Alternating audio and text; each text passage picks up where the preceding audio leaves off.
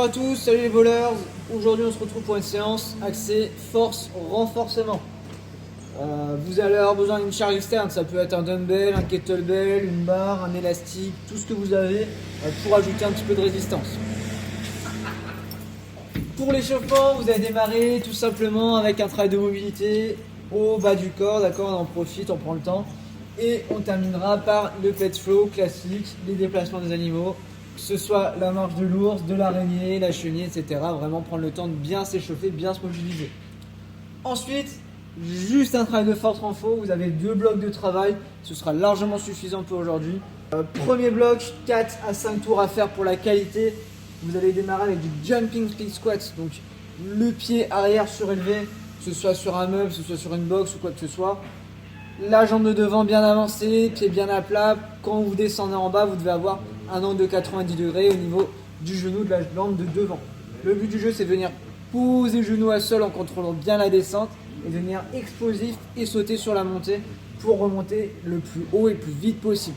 Je repose le pied au sol et je reviens. C'est un petit peu comme des fentes sautées, d'accord? Sauf que vous gardez le pied toujours devant, le même, sur 8 à 12 reps avant de changer de répétition, donc avant de changer de jambe, pardon, avec la jambe arrière qui passe devant et la jambe devant qui passe derrière. Logique. Deuxième exercice du Roman deadlift, donc sur une jambe, pour rester dans le même setup avec la jambe arrière qui est surélevée. 2 haltères, de kettlebell, quoi que ce soit dans les mains. Je viens incliner le buste vers l'avant en envoyant bien les hanches vers l'arrière pour étirer un maximum l'isque jambé de la jambe qui est opposée au sol. 8 à 12 répétitions, je me redresse, je serre bien les fesses, je serre bien les ischios, je garde le buste bien droit en haut, gardez le regard bien fixé également. Ensuite, on termine par 2 exercices sur le haut du corps, du top to top dumbbell Z press. Donc vous êtes assis au sol, jambes tendues, le buste bien droit. Vous avez les 2 haltères qui démarrent en haut, bras tendus. Je viens en descendre un, je remonte, je descends l'autre, je remonte. Et j'altère comme ça pour 8 à 12 répétitions. Attention, prenez relativement léger, vous allez voir cet exercice est bien challengeant. Et dernier exercice, c'est le même principe mais en tirage buste penché. Donc vous avez le buste parallèle au sol, vous démarrez avec les 2 bras fléchis cette fois-ci.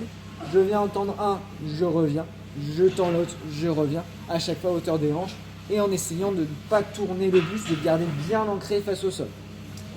Donc ça, c'est pour notre premier bloc. Prenez le temps à chaque fois entre les exercices. Prenez bien 30 secondes, 1 minute, tournez lentement, c'est pour la qualité, d'accord? Deuxième bloc de travail, vous avez 2 à 3 tours à faire. Premier exercice, c'est du tempo en front squat. Donc vous avez vos haltères, vos kettles, votre barre sur les épaules, sur les clavicules. Et pendant 60 secondes de travail, vous allez continuer à bouger sur 5 secondes de descente. Donc je descends sur 5 secondes.